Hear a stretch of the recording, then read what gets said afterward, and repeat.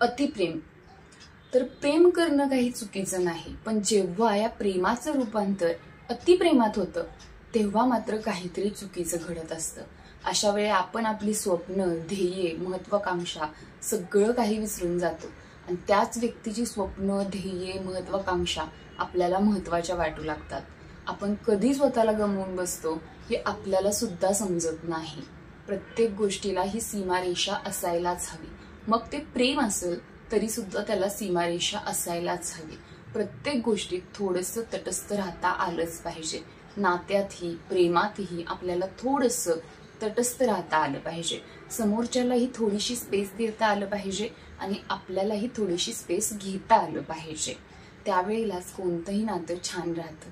अतिप्रेमामुळे कोणतीही गोष्ट अति झाली की त्याची माती होते असं म्हटलं जातं आणि खरंच आहे। प्रेमात सुद्धा अतिपणा झाला तर तिथे माती ही नक्कीच होते, हो ना।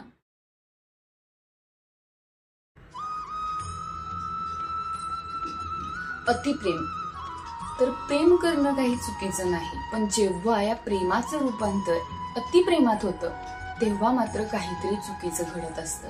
अशा वेळी आपण आपली स्वप्न, ध्येय, महत्त्वाकांक्षा सगळं काही विसरून जातो आणि त्याच व्यक्तीची स्वप्न, ध्येय, महत्त्वाकांक्षा आपल्याला महत्त्वाच्या वाटू लागतात। आपण कधी स्वतःला गमावून बसतो हे आपल्याला सुद्धा समजत नाही। प्रत्येक गोष्टीला ही सीमारेषा असायलाच हवी। प्रत्येक गोष्टीत थोडंसं तटस्थ राहता आलंच पाहिजे।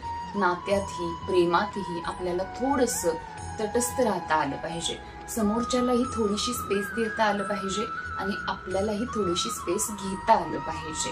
त्यावेळेलाच कोणतंही नातं छान राहतं। अतिप्रेमामुळे कोणतीही गोष्ट अति झाली की त्याची माती होते असं म्हटलं जातं आणि खरंच आहे। प्रेमात सुद्धा अतिपणा झाला तर तिथे माती ही नक्कीच होते, हो ना।